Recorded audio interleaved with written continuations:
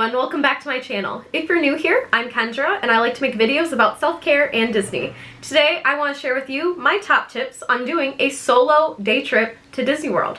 You heard me right, solo day trip. The last time I did this was actually back in January of this year, and I thought I would share my tips of what I do different and what I would do the same. So let's get into it. Now, the first thing is you want to plan ahead when you're doing a solo day trip to Disney. Emphasis on plan ahead. So I actually did not realize that I could get into the parks the day that I went, so that was a big surprise. So I had actually planned to read the whole day at Disney Springs on my Kindle, and then I ended up going to Epcot and the Magic Kingdom. So what you're gonna want to do is make sure you plan ahead or have at least a rough itinerary of what you want to do. So I like to pick 4 main things when I go to the parks of what I want to do each day, whether that's a specific restaurant or a ride or meet a specific character, but you want to make sure you have a rough idea of what you want to do. You don't have to plan every single minute of your day because things do happen, but you do want to go in having a plan. Don't be like me, because I was like, I'm gonna get a lightning lane for Guardians of the Galaxy, and then I'm going to run over to Remy's Ratatouille, and then I'm going to try and make it back over for my lightning lane, and then I think I'm gonna head over to the Magic Kingdom. So yeah, I would make sure you go in with a plan. Tip number 2 is to make sure that you arrive early. I did not do this the last time I went because I was renting a car and driving from Daytona Beach, because that was where my husband and I were actually vacationing. And last minute I decided I was just gonna head on up to Disney World for the day, because why not? I did not make it to Disney Springs until about 1 p.m. You're gonna wanna make sure you get there as soon as the parks open, if not sooner. So on the My Disney Experience app, it's gonna tell you what time the parks are going to open. They're probably going to open a little bit sooner than that. So you're going to want to make sure you get there early, or better yet, if you're staying at a Disney resort, you'll probably be able to participate in extra magic hours, which essentially allows you to either get into the parks early or get into the parks later. So you're going to want to make sure you get there early and be able to soak up every second of that Disney magic. Next thing you want to make sure that you do is utilize the single rider lines, because you're there by yourself. Why not? It's a shorter wait time, because essentially as you're going through your single rider line and the normal line is going, they're going to pull from the single rider line to ensure that they are getting the full capacity through the ride and get the lines moving as fast as possible. And these are especially great because normally they're on the bigger thrill rides. Those rides are going to be Expedition Everest over at Animal Kingdom, Test Track at Epcot, and then Rock and Roller Coaster at Hollywood Studios, followed by Millennium Falcon's Smuggler's Run over at Hollywood Studios as well.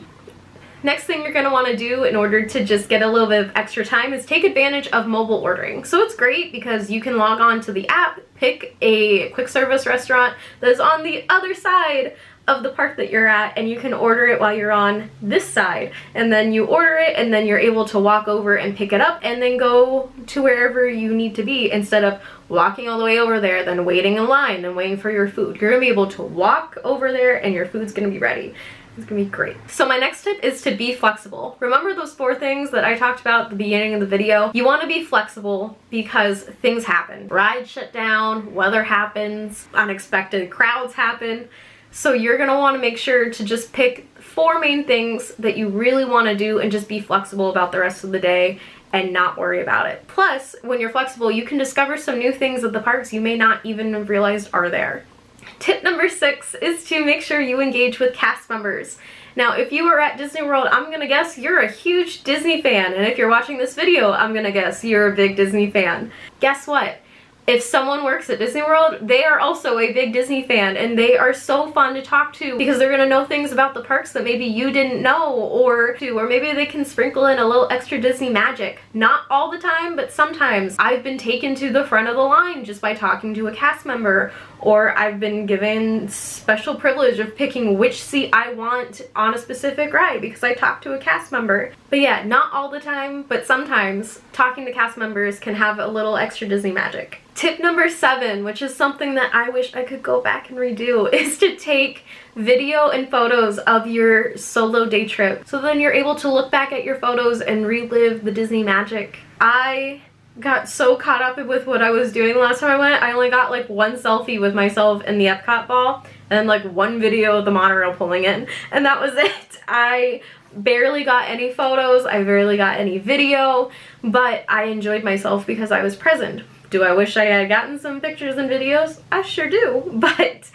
I am also very happy that I was able to just be present and enjoy the moment for most of the day. Tip number 8 is you want to stay hydrated. I am so bad about this on a daily basis, not even just at Disney, but you are either going to want to make sure you bring a water bottle that you can fill up, or you're going to want to go to quick service counters and ask for a glass of water, and they will be happy to give it to you because they don't want anyone passing out there.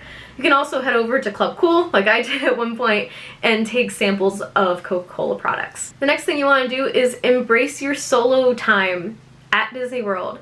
So you're able to just sit there and take in all the sights and the smells and the sounds, and it's just so nice and relaxing. And it's nothing like being at home, especially if you live in Ohio like me, and you have to turn on the Disney ambiance music. It's just not the same. I prefer to be sitting in the parks relaxing because it's just so nice.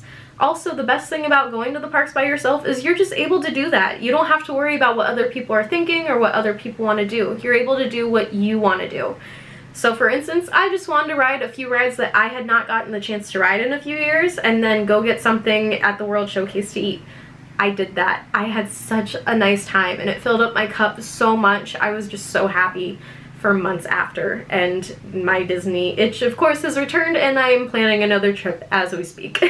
So tip number 10 is kind of piggybacking off of what I just said. You want to have fun and be present. So do the things you want to do, be present while you're there. Don't be scrolling on TikTok the whole time you're sitting there at Disney. You're at the parks.